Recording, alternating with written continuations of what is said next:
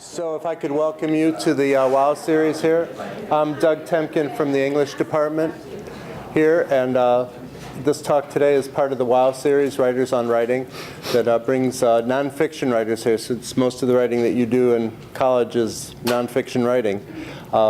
And in particular, I asked Leonard to come and speak about research. He's written and published 3 books, at least that I know of, all of them heavily researched, one a bestseller in Paris, which is quite an accomplishment for a non-Parisian, to say the least. So I asked him to speak specifically about the research that he did for the books, because it does relate to, I'm sure, writing that you'll be doing along the way. He'll speak until about noon, and then we'll take question and answers. I know some of you have to be out of here by 12:15 for your next class, so we'll keep an eye on the time there. I want to also thank the Student Senate for the student activities funds that you paid, actually. So this is part of your money coming back to you. And the English department at the library and the student activities office were helpful too along the way. So also I want to mention, if any of you are writing reports for any of your classes, I would love to read your review or report afterward.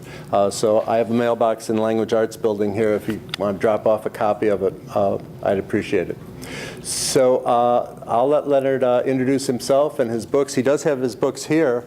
And you're welcome to come up and talk to him and see the books after the talk. So with that, if you'd welcome Leonard Pitt. Thank you.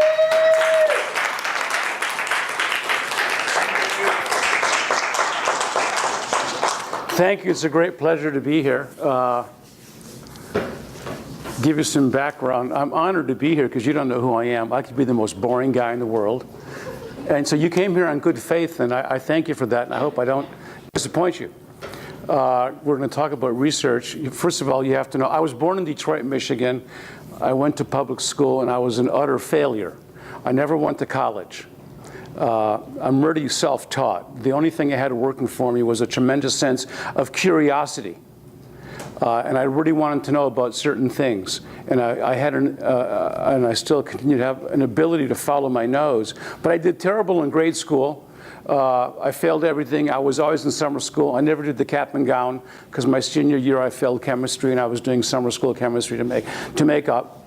And I didn't even try to go to college. But I went to a design school in Los Angeles because I had an artistic bent. And then I got a job in an advertising agency because I was interested in commercial art.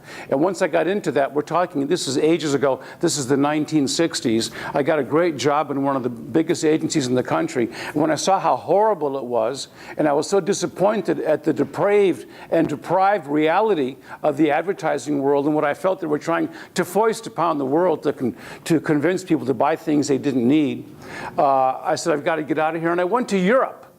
And it's before the age of air flight to Europe, and I actually sailed on an ocean liner. I sailed on the Queen Elizabeth. It was an adventure. I sailed for 7 days across the ocean. You really felt like you were going far. I couldn't speak any French. I didn't know really where I was going. I only had a few dollars in my pocket. It was an entirely different world. And I ended up, among my travels, after going all over Europe, and I ended up in Paris, and I took a few classes in mime with a man named Etienne de Creux, who's considered the father of modern mime. And if any of you have ever heard of a man named Marcel Marceau, he died a couple of years ago. He was the biggest mime. He was in whiteface. My teacher taught nothing like him. But I ended up spending 7 years in Paris, living in a maid's room about twice as big as this table. I had a toilet down the hall. I had no shower, no bath. I had a toilet. I had a little kitchen with a hot plate that I shared with 2 rooms across the hall from me. I had no central heating. I had no radio, no telephone, no television, of course. And I lived there for 7 years. I sold the New York Times for 2 years to make a living. On the street, I sold the New York Times. I made 4 cents a paper, okay? Different world. I lived there for 7 years, and I studied mime for 4 years. I came back to this country in 1970, and I opened a mime school in Berkeley called the Leonard Pitt School. I couldn't think of a better name. And I taught what has become physical theater. And I'm very interested in physical theater, and that's really what I do. This is just to give you some background. And I had that school for 18 years in downtown Berkeley. And for a variety of reasons, I closed the school in 1988. And then I just opened up another school a year ago this month in San Francisco. You can go to our website. It's called the Flying Actor Studio, a school of physical theater. So understand my real background isn't theater, and it's physical theater.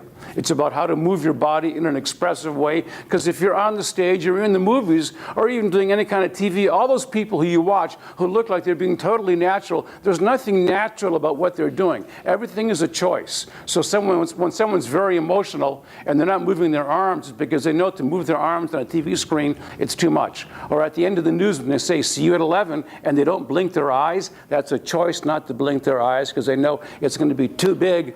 Okay, so anyway, I've got a conservatory with 12 students that come full-time. I should be teaching there right now, but I'm here with you, and it's great. So this is my day off. So what happened, I've always loved writing, but I didn't really begin writing until 1989. And one of the things I want to tell you, since I'm a nonfiction writer, you're interested in nonfiction, you take classes here in critical thinking. Okay, you've got a big world out there. How do you intersect with this world? So they say a pickpocket sees a saint, and what does he see? Pockets.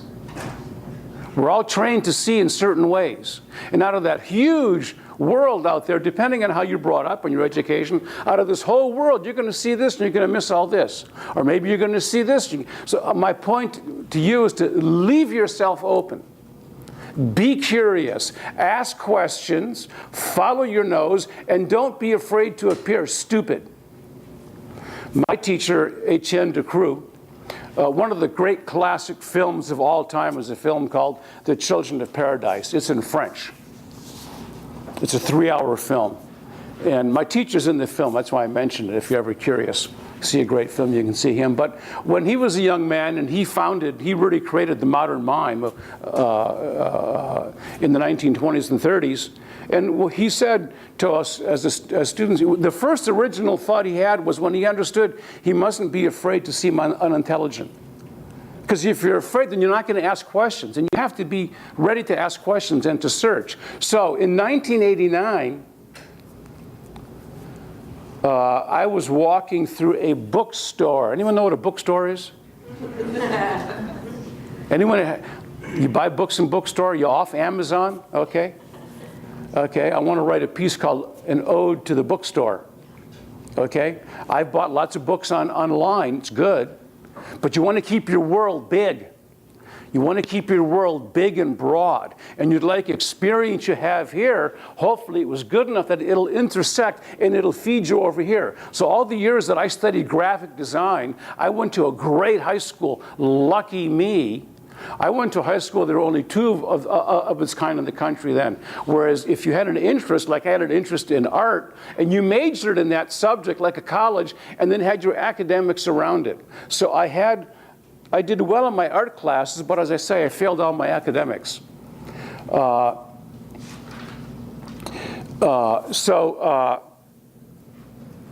Lost my point. Where was I going? Paris bookstore. Who's taking notes? Thank you. So 1989, I was in a bookstore in Berkeley, just walking around, and I came upon a book this thick. And it was, it was about this size with 700 pages. And I took a look at it, and it said Marville, M-A-R-V-I-L-L-E, Paris. Well, I was interested in Paris. So I kind of picked it up, and I saw all of these pages of photos, 700 pages of photos of Paris that I did not know. And I saw the captions of the location. I understood what it was, but I couldn't recognize it because it looked so different. And I realized this is here's the fact. Paris underwent a major transformation in a 17-year period from 1853 to 1870. They tore down a quarter of the city. That's about 20,000 buildings. They wanted to modernize. And they built the modern Paris we know today with the avenues and the boulevards and everything that we see. And that happened during that period of the emperor was Napoleon the Third. And this is a book of photographs of all these buildings that have been torn down. And wow, so I couldn't believe it. I lived right on one of these avenues that were modern, I thought were ancient, was only completed in 1872, was less than 100 years old when I got there. I thought it was so ancient. So I Xeroxed all of these, many of these photos, and I went back to Paris and I walked around.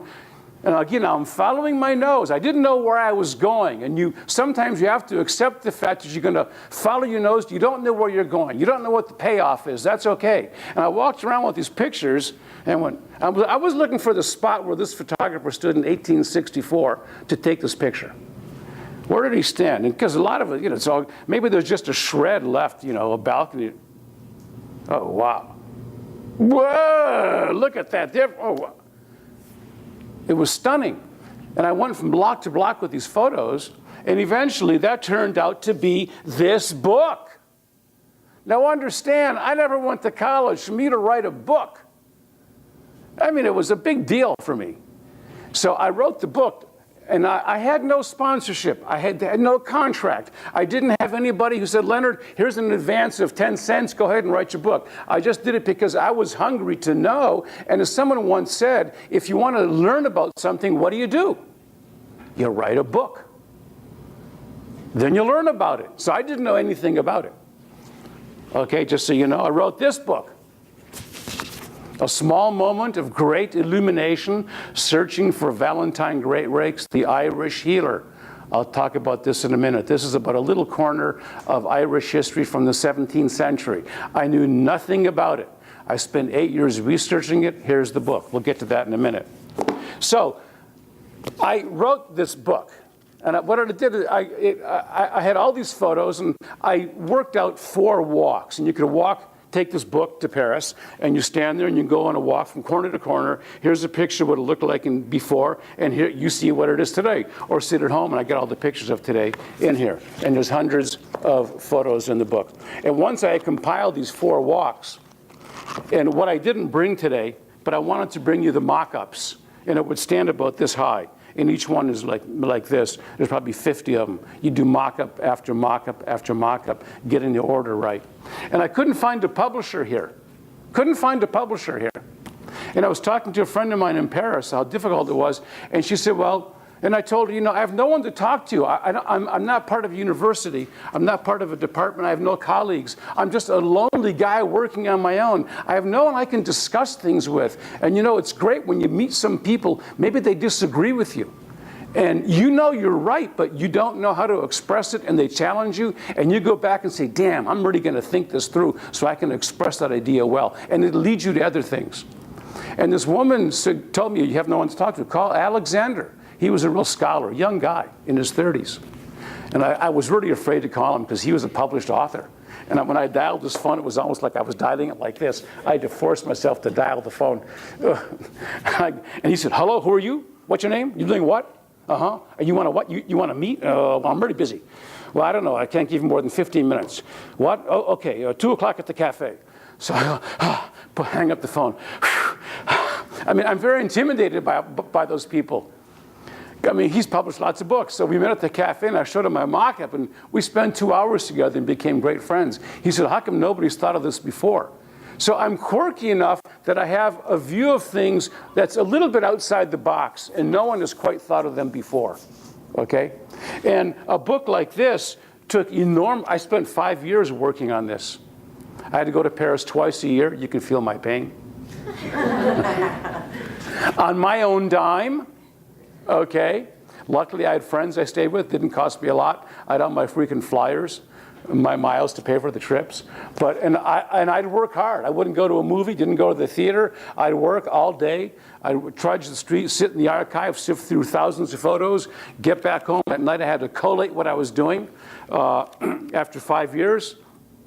So I met Alexander. He said, this is great. You have to talk to so-and-so, Francois Best. He's a publisher. So I meet this French guy. And of course, he has a cigarette. He's looking at my book, and he's going, very compelling, very coherent, yeah, okay. And, within a couple of weeks, he sent me a contract. He wanted to publish it. I mean, can you imagine?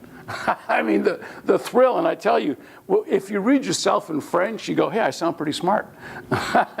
You sound pretty smart. So it took 3 years And then it came out in English. This is the English, okay? So it became an instant bestseller in France. Can you imagine my pleasure? I mean, they flew me back when the book came out in 2003 for a 3-week media blitz. Their PR person accompanied me Monday through Friday, 9 to 5, to radio, TV, newspaper, morning to night. It was fabulous. It was 3 weeks of that. So then once I did that, I said, I'll never do another book. Impossible. Can't do it. Okay, too hard. And here's my second book on Paris, volume 2. And the bug was just there. You know, sometimes you get these things and if it's going to eat away at you, you have to listen. So what I'm saying, you have to be open to the world, not be afraid to ask questions. And if you see something that interests you and you don't know anything about it, just start floundering, because you never know where a flounder is going to lead to. And of course, with the internet today, it's a real tool. I didn't have that when I was writing any of these books. Well, except for my last one. This is the book that came out last October. Paris Postcards, The Golden Age. I'm a big collector. I got a great collection of Paris postcards from the early 20th century. And about 3 years ago, I began looking at them and seeing what an incredible document I had. Most of these postcards were bought by Americans when they went to Paris in 1900, 1903, 4. And the messages on the postcards are so charming and so evocative of the American experience of Paris at the time. And the images show us a Paris that doesn't exist anymore. I thought, and then this is where the internet really came in handy. I wanted to know about the history of the postcard.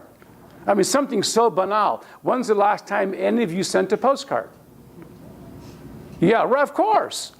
Well, understand that when the postcard was invented in 1869, but didn't really become big until the 1890s, it changed the world. The postcard changed the world, just like the email of today. It was the first form of social networking.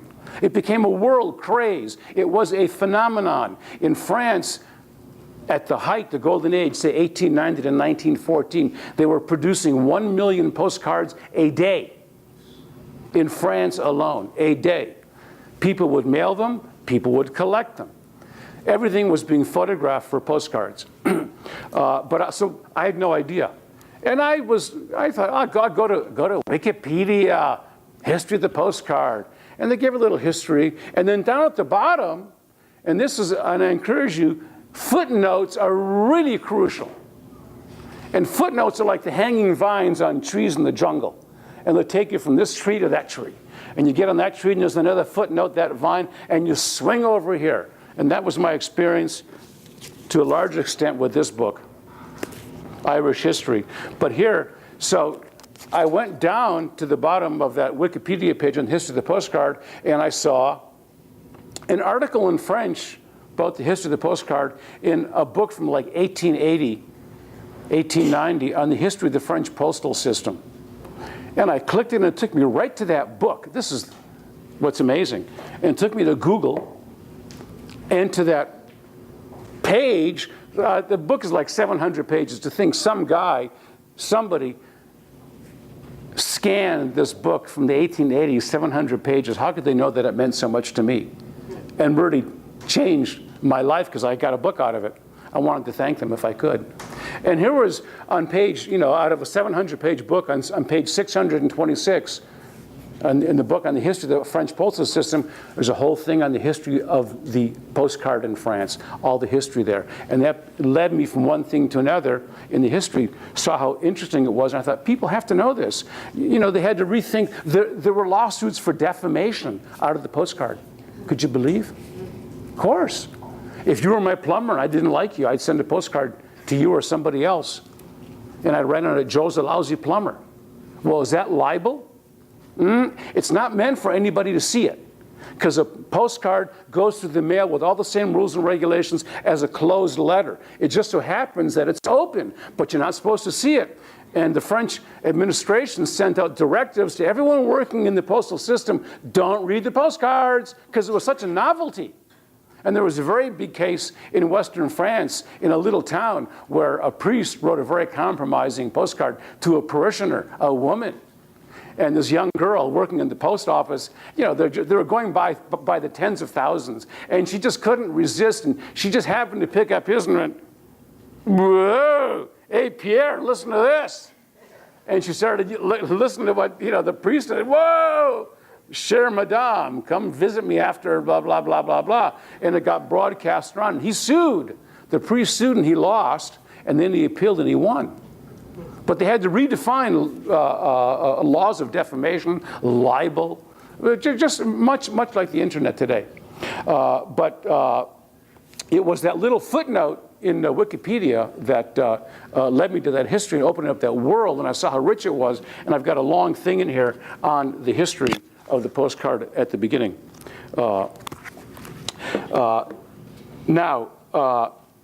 So this book took 5 years. And when it started to gnaw away at me, and I thought, well, you know, okay, I would just go back to the archives, and since these are photo-driven books, as you can see, there's hundreds of photos in here.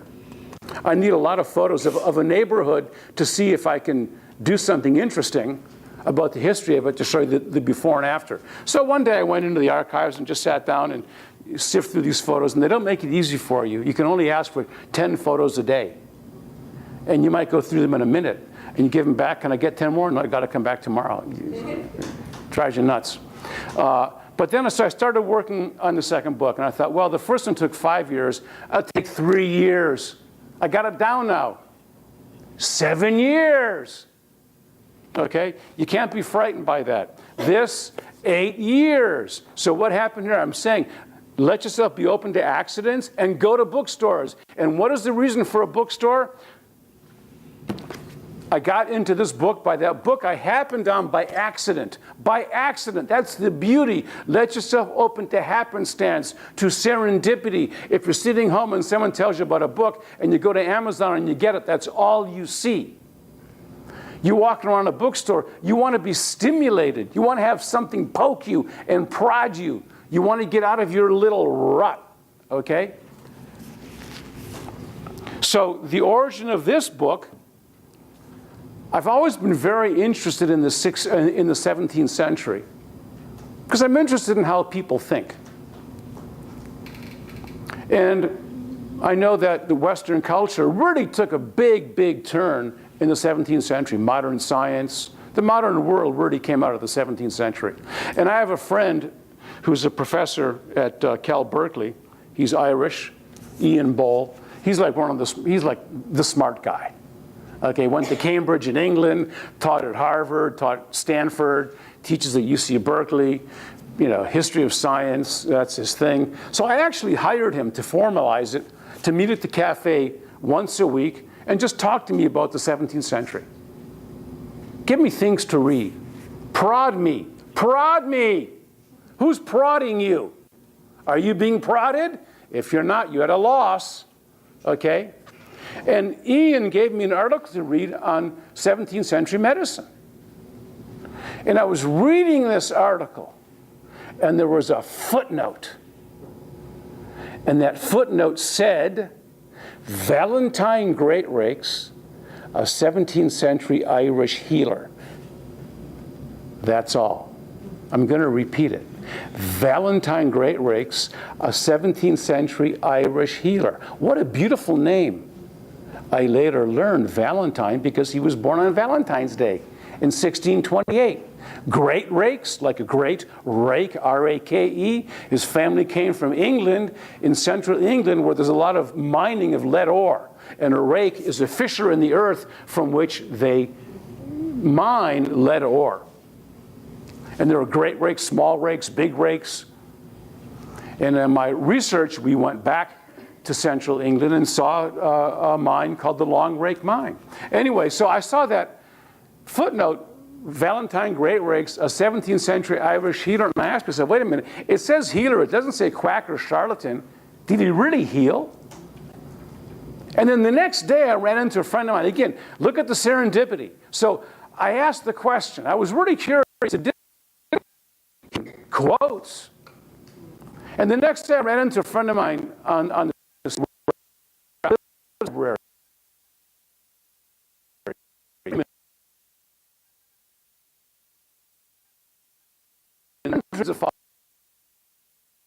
I flew down to San Diego to see an opera because part of it took place on a rooftop. So I told Ralph about this curious footnote, this man from Ireland. He said, well, maybe he wrote a book. No, I said, he's just a footnote. Naive me. He said, well, if he did, you can find out on the BLC. You all know what the BLC is? I didn't know either.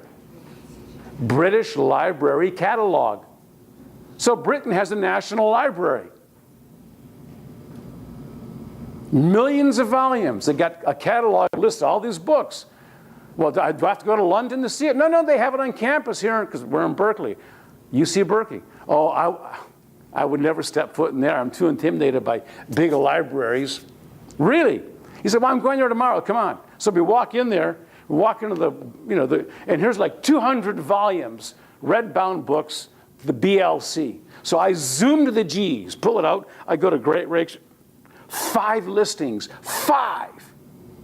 3 books written about him. 1 by him, 1 for him, 1 against him. A poem, a long poem, was actually a ballad sung in his defense.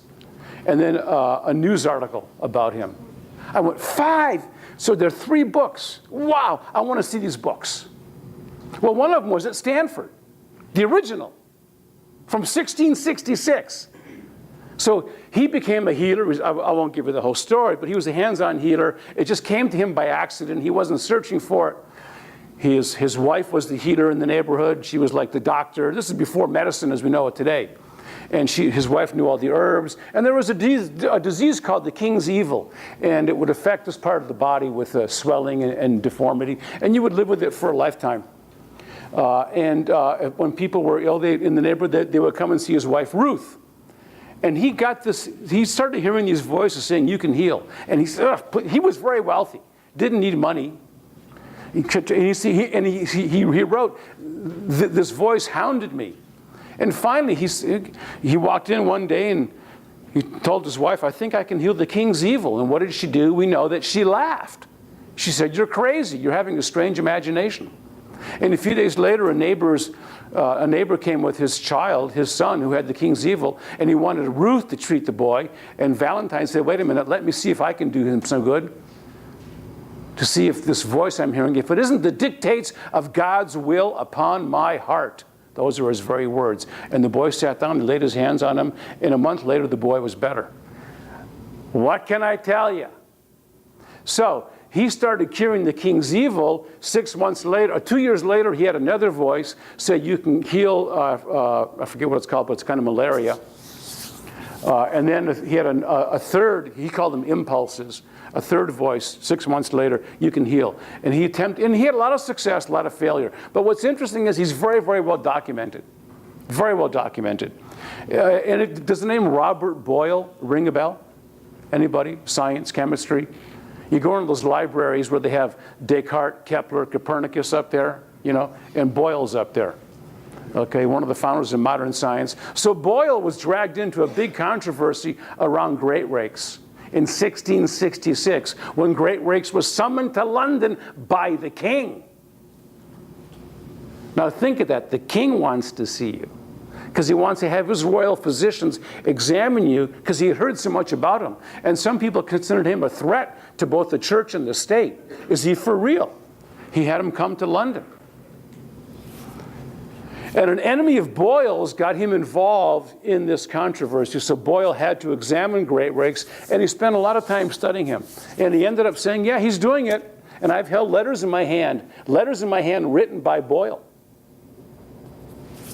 testifying that he had seen Great Rakes heal. So just to show you, at that time, in 1666, Great Rakes came under great attack, and it was Boyle who said, you must vindicate yourself with these attacks. Write a book about what you're doing. Get the names of people you're healing, their ages, where they live, what they suffer from, what the dates are, and get people to sign. If any of you have heard of the poet Andrew Marvell, Google these people, Andrew Marvell, Robert Boyle. I mean, I'm not big into poetry, and certainly not 17th century poetry, but Marvell is a big figure. Marvell was one of the eyewitnesses. So Boyle encouraged Great Rakes to write a book, Now, there was an original copy of that book at the National Library of Medicine in Bethesda, Maryland, and I was going there because I was performing on the East Coast. And they brought me a copy of his book, and I opened it up, and wow, there was a beautiful portrait of him, gorgeous. And when you're doing research, whatever, if you're doing anything historical, as a researcher, you want a little bit of time travel. You'd love to go back to the period. If you're doing a thing in the 1930s, you'd love to go back to feel what it was like. I was working on the 17th century. I would have given anything to walk around London in 1666. Just give me 15 minutes. And when you're holding a book from that period, and you're touching it in your hands, it's like you've taken up a handful of soil. You can really smell it. So when I was sitting at the National Library of Medicine in Bethesda, Maryland, holding his book with his portrait in front of me, I said, I want a copy of that book for myself. Because now this has become essential. I spent 8 years going to Ireland, England, and Scotland researching this with Ian. I got Ian interested on this. Now, the book was published in 1666, the month of May. The Great Fire of London. We know that London had a great fire in 1666 in the month of September. Just a few months later, how many copies of the book were lost? How many might survive? What are the chances that I would find one? And if I could I afford it? But I looked, and I looked all over the world. I was going back to Great Britain. I went to all the rare book dealers. They never heard of it. I was writing book dealers. This is before the internet. And I found a copy. And where did I find that copy? In San Francisco. And here it is. This book was published in 1666. That's what serendipity will get for you, okay? I'm just going to open it up. So you're free to come up here and look at books. Just don't touch this one, okay? I knew it was coming. Okay. And there's the portrait of Valentine Greatrakes. It's on the cover of my book. Okay. So as we were researching this, you know, I was in a library, and of course I became really great at, I will tell you that when you put out a lot of psychic energy around something you're working on, and it gets very intense, very strange things begin to happen, like me finding this book. Yes? I just have a question. Sure. How many of those books were published? Do you know how many? No, I have no idea. I really don't know. I mean, certainly I don't think thousands, maybe a couple of hundred. Okay, so like, do you know if like that's the only copy that you have? No, because there's a copy at the National Library of Medicine. And there's also a copy in LA. There's maybe 3 or 4 copies in the world. 5 or 6, you know, not a lot. But, you know, there were 2 other books, the book pro and the book against him. And I found those too. And where did I find those? In San Francisco. No. Closer to here. Palo Alto. Palo Alto. The world is a strange place. You got to leave yourself open. Got to leave yourself open.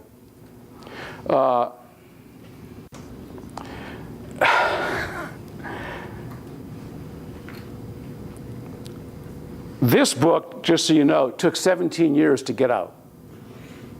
Okay? And you just do what you got to do. Took 17 years, okay? And I will tell you, it didn't do very well. I hit it at the wrong time. This book hit at the right time in France. Well, that's the American edition. I mean, this sold out in 6 weeks, okay? This, you can go to Amazon. The sticker price is $22. And this is what might happen to you. You know what you can get it for on Amazon? Cent. Pardon? 1 cent. $1? 1 cent. But you got to pay for postage.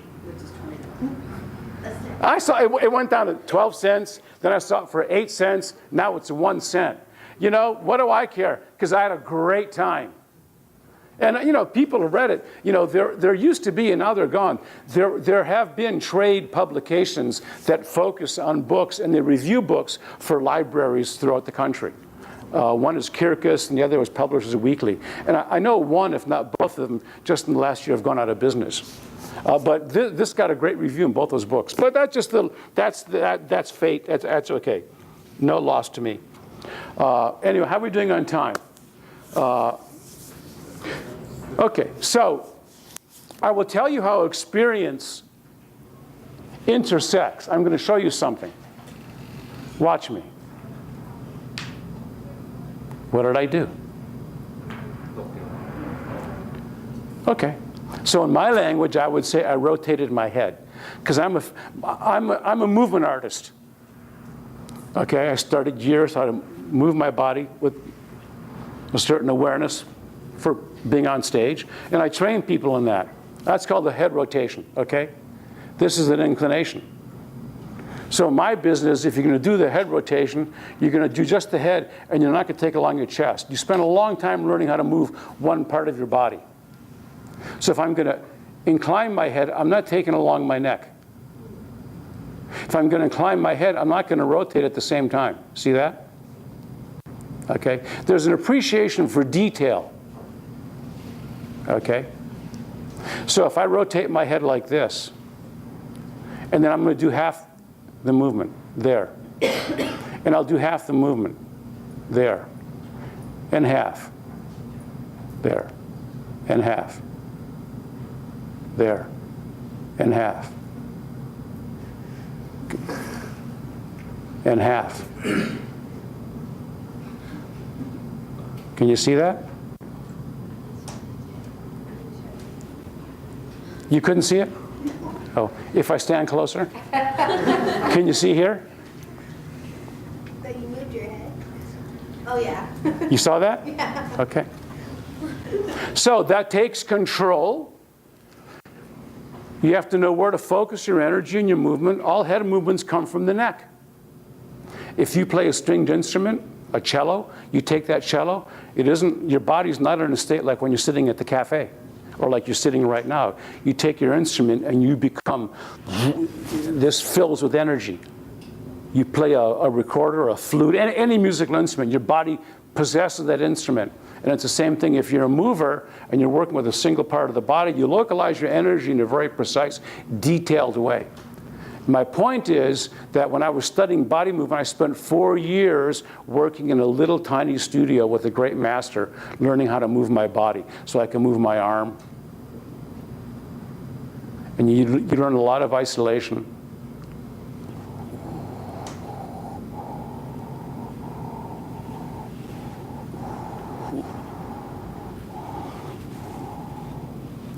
So you have to know where points of articulation are, okay?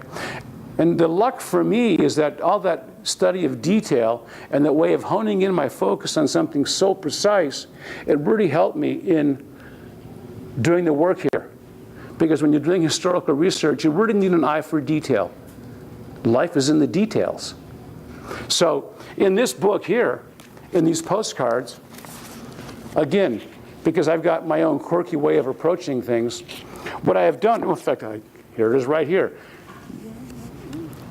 These are 2 photographs of a cafe scene in Paris. Everyone see it? Okay. The one on the right is black and white. I bought that about 25 years ago. The one on the left in color I bought maybe 3 years ago.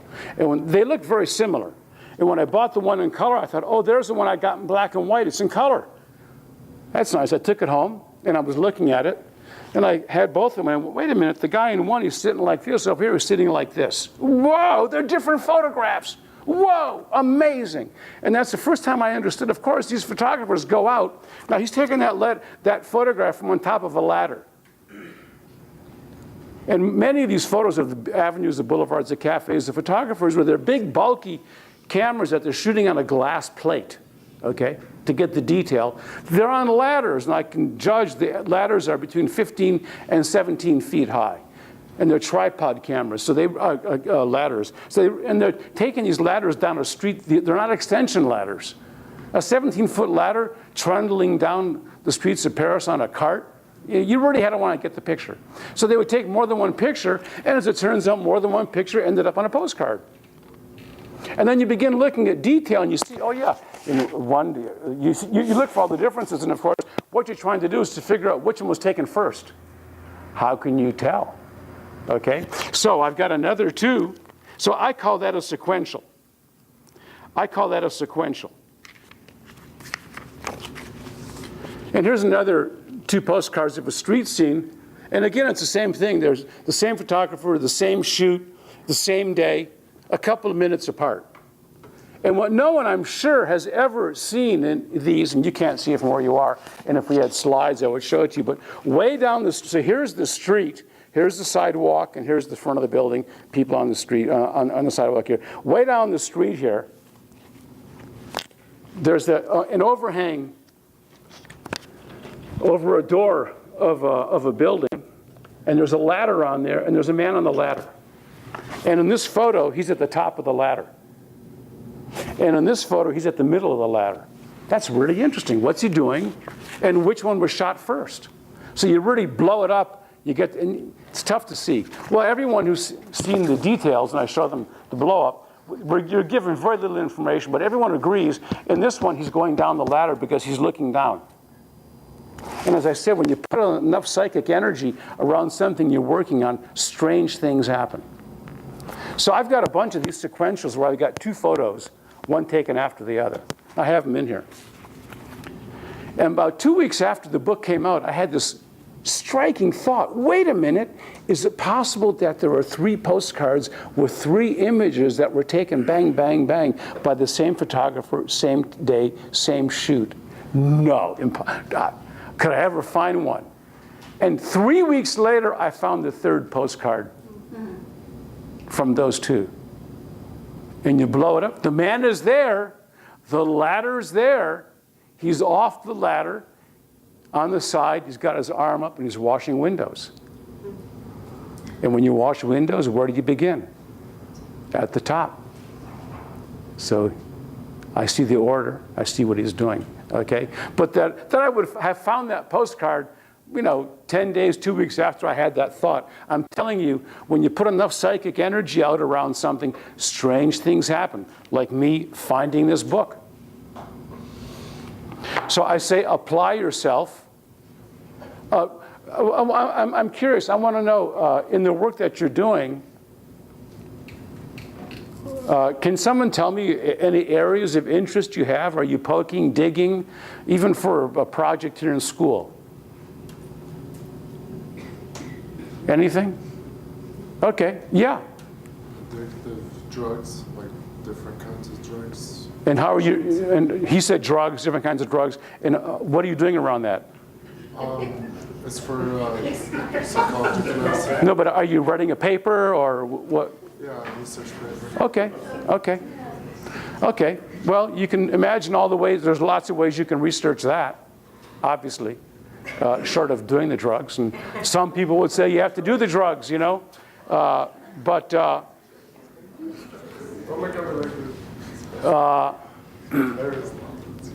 okay. I will tell you something, and again, I say be open. Don't be afraid to get mad when you see things that are outrageous. There's something I'm sure no one knows because it just isn't part of the culture today, but in the 1980s, there was a big suit against, do we know beech nut baby food? Go to the supermarket, you want to get non-solid food for babies, beech nut baby food that come in little jars, peas and carrots and whatnot. In the 1980s, it was discovered their little jars of apple juice were sugar water with coloring. No apple. Isn't that awful? How did you find that out? It's a good question. I don't know. But it made a big ruckus. I mean, that is deceitful. It's terrible. Okay? Now, that's not the decision of one person, although it all fell in one person. And I went online and researched it. You can find all the articles in the New York Times. There were trials, investigations. It all came onto one guy. But I mean, there was more than one person because it was a whole chain within the production. They knew what they were putting in there because, And, you know, there's interesting, you know, take that, run with it, write your book on it. You know? I mean, as I say, don't be afraid to get mad. Outrage is good. Anger is a real motivator. And it doesn't have to be the way in which you work. I mean, I certainly didn't work from that with any of these, but a lot of people who write nonfiction have written from that point of view because outraged by certain things that they see. Or just your curiosity. I really wanted to know about this man. It was just so, some things are so interesting, and if it's really interesting, then you go for it. And like I said, you don't have to know where you're going. You just go and you flounder. And little by little, you find a clue and it's something concrete, and then you follow that. You got something. If it's for me, I'll be done in a few minutes. Okay. Yes? What makes you so interested in like the early 20th century or late 1800s, or like that time period, or that, like that, the lifestyle, and like you mentioned the mentality that people had in those types? Well, you're saying that, well, that was the 17th century. Oh, okay, my bad. Sorry. The late 19th, early 20th century, that's this book of the postcards. And it really centers around the postcards. 17th century is because the world we live in was really shaped at that period. Modern science, modern medicine, and modern conception of the body really happened at that time. Well, I'll tell you, you know, when I was studying mime in Paris, if any of you have studied dance, when I was studying in Paris, my teacher always insisted on the body being very grounded. That's a term some of you might understand what that means in terms of the body. Okay? And if you think of the ballet is not grounded in its expression. The event in the ballet takes place when the body's up in the air. That's a moment of ecstasy. That's all the photos are of the dancers in the air. That's the moment where it's most splendid. And when I was a student in Paris, my teacher was talking about the body being on the ground so much. It was the opposite of the ballet. It sensitized me to different forms of concert movement, either be it mime or dance, that were on the ground more or less like in the ballet. And then I saw the Japanese theater. In the Japanese theater, which is very stylized, the Japanese No theater, or in the Kyogen, it's very stylized movement. And they're really on the ground, and they really emphasize the body being on the ground. And they do everything to enhance that connection to the ground. Where in the ballet, you don't want to do anything to invoke the physical world. You really do everything you can to create, I mean, in the classical ballet, you do everything you can to separate the body and to lessen its contact with the physical world. So I really began thinking about that, and I began thinking, the ballet is the only form of concert dance in the world that has that seeking height and elevation with a vengeance. And I began researching that, and I began researching the history of the dance, and I saw, well, the ballet really crystallized in the court of Louis XIV in the 17th century. And then I thought, well, if I want to understand how we move and why we move the way we do, it might be good to understand the way we think. Let's go back to the origins of Western thought. Well, where are you going to go? I mean, you know, we as Westerners, we think different from Asians. A big influence on me was I spent 3.5 months in Bali, Indonesia, in 1973. It changed my life. I studied mask theater there with the Balinese, and I got to perform with them. But, you know, we think the way we do because of our culture. And so I wanted to understand, well, what is it? I want to go back to the origins of Western thought. Where do you go? I went back to Greece, but not just to Greece. I went to the pre-Socratic philosophers. That was really interesting. I mean, here's little me who never went to college, and I had a book on the pre-Socratics in my car. It was so interesting. When I came to a red light, I picked it up to read 2 more paragraphs. That's how interesting it was, because you saw the whole world taking shape. And for me, anyone studying philosophy, for me, that's the most interesting period. Because what happens, it's just a short period. It begins, it's around 400 BC. It's all laid out there. Everything that comes afterwards is just a spin-off, some iteration of what happened then. It was very interesting. Anyway, so I'm just following my nose. You know, I mean, this world's like one big cherry pie. and you want to eat this slice or this slice. So if you find a subject that interests you and you're researching it, don't be afraid to ask the questions and just go. And with what we have today, like I say, the internet is a great resource if you know how to use it and not become submerged in it. Yes, sir? Yeah, so my question is, you mentioned the internet now, so it's a great resource to start doing research. Mm-hmm. But before, back in the 1980s, when you were doing your research, you mentioned the library, talking to your neighbor. What else do you use in order to get the... That was really it. And then I went to bookstores. Well, you know, in those days, we had lots of bookstores in Berkeley. We have a lot less today. But I went to the bookstores, you know, twice a week, 3 days a week. And I went to the section on English history, Irish history. And, you know, again, when you become very focused on something, it's like your fingers almost know where to go. I tell you, strange things begin to happen. So it was really bookstores and libraries, because that's all there was. Yeah. Yeah. Yes? When you actually found like the original copies, was it like a rare bookstore, or was it like the libraries actually had it? Or? Well, this was in a bookstore. Well, the first time I saw it was at the National Library of Medicine in Maryland. I found this in a bookstore in San Francisco, and I wasn't even looking for it. I walked in because this is Jeremy Norman is a bookseller in the city, and he used to be on Post Street. And I walked in and looked around, and he focuses on the history of medicine. And he had all these beautiful leather-bound books, and I was just looking around, and whoa.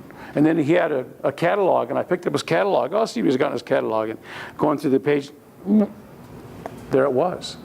This book is called A Brief Account. It is brief, you see. A brief account, and there it was.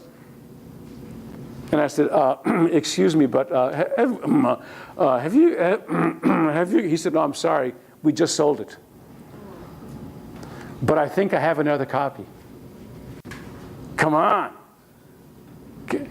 He said, I just bought a library from a gentleman who, from his estate, he died. He collected books on the history of medicine. There are hundreds of volumes. It'll take me weeks to go through them. Give me your name and phone number. I'll call you if I find it. That was in March. April, May, June, July, nothing. I figured he didn't find it. And I happened by there again in October, in September. Just happened in, not thinking about it. And he said, I said, oh, did you find that book? He said, oh, as a matter of fact, I did. Now, what would you say? Why did you call me? Yeah. That's putting it nicely. Why didn't you call me? He says, it's in the vault. And he takes me in the back, opens this big vault, and he's looking for it. Of course, I've seen it. I pull it off. And he had not one, but 2 copies. Oh, my God. It's like when the universe speaks, you better listen. So the universe was saying, Leonard, this book is for you. So one was really crappy. I got the nice one, yes. How much did you pay for it? Well, I had a little bit of rainy money, you know, put away, you know, for a rainy day. I'll tell you, it cost $3,000. Yeah, I know. You know, like, I will travel across town because socks are cheaper over there than they are over here. Oh, well, you can see it's not very big. But I had to have it. It was worth that was my rainy day money. Okay, yes. Was any of your work overlapped? Like, did you only like focus one book at a time, or did you work on? Oh, well, that's a very good point. Yeah. No, but this overlapped. Now, understand, while I did this, I had a theater in San Francisco called Life on the Water at Fort Mason. And I created a project called Eco-Rap in 1991. Like, combined ecology and rap music.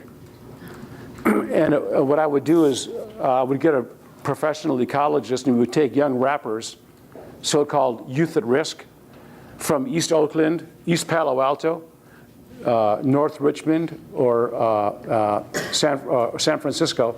We put them on a bus, drive them around the neighborhood, show them where all the poison is in their neighborhood, and then they would write a rap about what their experience is. We had them perform in a theater in front of an audience. We had judges there from the media and whatnot. They picked out the top first, second, third winners, and then we would put on big concerts in San Francisco, free concerts in public. I did that for 5 years. That was very intense. And I did that while I was doing all the research on this. So that was big time overlap, and you couldn't have two different things. So sometimes things do overlap, yes? Were you able to support yourself financially by writing this book? Well, you know, if I lived in Paris, I could live okay, because, you know, I get paid in euros for these books. And I have a bank account in Paris in euros. So whenever I go over there, I just live on my euros. And over here, you know, these other ones, you know, you get a check now and then, it's okay, but it's not going to make a real living. You know, no, it isn't at that point. Yeah. No. Questions? Yes. Can you talk more about your writing process? Like, Okay, very good. Okay, I sit down every day. I get up 5:36. I go to the cafe. I'm there by 7. I've never had breakfast at home. I was brought up in Paris. I love the cafe. Great people watching. I could get into that too, okay? I'm home by 8 o'clock. And then I go for a walk with a friend of mine, usually like 5-6 days a week, from 8 to 9, okay? I'm home by 9:15. I'm a workaholic, and I'll work until 11 o'clock p.m., okay? I'm in and out a lot, lunch here, this, that, but I'm a fanatic. I'm a workaholic. I mean, because I'm lucky to do stuff that interests me, and I'm always following something like, what's that? And I want it, okay? So, and if I'm writing, like, I don't think I'll do a second volume on this, but I have a book. It's kind of, I hate to use the word memoir because I think it's so pretentious. And the only value of a memoir, I think, is if you're someone like me who nobody knows, is if it illuminates something larger than you. So I've written a memoir, and it all focuses around my study in Paris and my study of the body, and it talks about the human body in every conceivable way, from Elvis Presley and Isadora Duncan to Louis XIV to everything you can think of.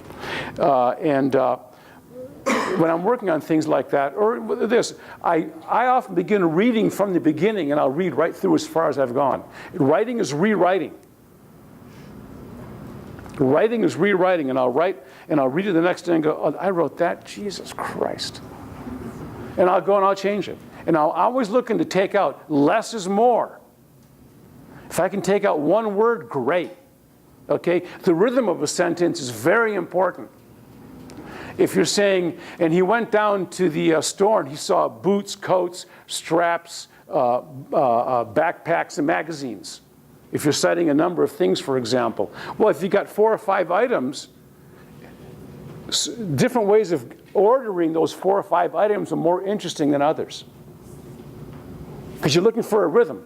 And if you're a writer, you want to have a sense of music. If you're a mover, like I tell my students, if you've got a musical background, it's an advantage. You want to have a musical sense. You want to get a sense of rhythm, okay? When I was talking about eco-rap, which I just mentioned, I did a lot of media. And I would say most environmental organizations are concerned with whales, porpoises, dolphins, and redwood trees. Whales, porpoises, dolphins, and redwood trees. 4 things. And I found that rhythm, that was the most interesting way to say it. And it was the most compelling rather than porpoises, redwood trees, whales, and dolphins. Didn't have the same ring. Whales, porpoises, dolphins, and redwood trees. Okay, it's got a music to it. And if you're writing, you're looking for that. Okay, but you just read, and when you read other work, if you find something that's really good, then really look at it. Like, how are they doing this? What are they doing? I mean, really, get into it as much as you can. It's all about seeing. All of this is about how you see. I'm involved in what I call deep seeing. And my postcard book is really all about that. Because I feature details in here. Like I've got a postcard in here of a street corner. Who would care unless you live on the street corner? And when you're coming close on a building front, what do you see? 2 posters of Buffalo Bill. We all know Buffalo Bill? And why? Because Buffalo Bill was in Paris. And that was his publicity office. Buffalo Bill and his Rough Riders of the Wild West. It's up there on the building front. No one ever saw that postcard and looked at it, I'm sure. Okay? But it's all about how you see. So look at this huge world you've got out there. What are you looking at? What are you looking at? What are you not looking at? If you're the pickpocket and you see the saint, are you going to see only the pockets? Anyway, more questions, please. Yes. What was your teacher's name? The one that you studied in Paris with? Etienne, E.T. You can look him up on. Actually, there's some footage of him on YouTube. Etienne Decroux, Decroux. Now, I was a disciple. I spent 4 years with him. When I see that stuff today, it bores me to tears, just so you know. But check it out. Any more questions? Yes. You said you spent some time in Bali and it changed your life. Yes. Well, I had come back to this country in 1970 after 7 years in Paris. And I had taken on that formality of the French culture. I used to walk around like this.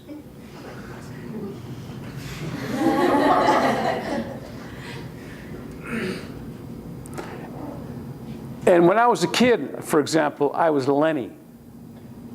When I went to Paris, I became Leonard. Beautiful. Beautiful. When I came back to Berkeley, I was Leonard. I thought, that's an adult name. Lenny's a little kid name. Then I went to Bali. In Bali, they cannot pronounce Leonard. It's too hard. Lenny. So they all called me Lenny. And it was like going from here to here. It was like relaxing. And the culture was so wonderful. I studied with one of the great dancers in Bali. You just walk in. They didn't, in those days, they had no clocks there, no timepieces. They told me the lesson was at 8 o'clock in the morning. I would race, I'm 2 minutes late. And I saw, well, he didn't even know what time it was. He didn't have a clock around. It was very informal. And I studied with a great master, and I studied something very disciplined, which was their dance with the masks. And I got to perform, and that took me in a direction of performance that got me out of what I'd studied in Paris. I needed a kick in the behind to find my own direction, and that's what did it.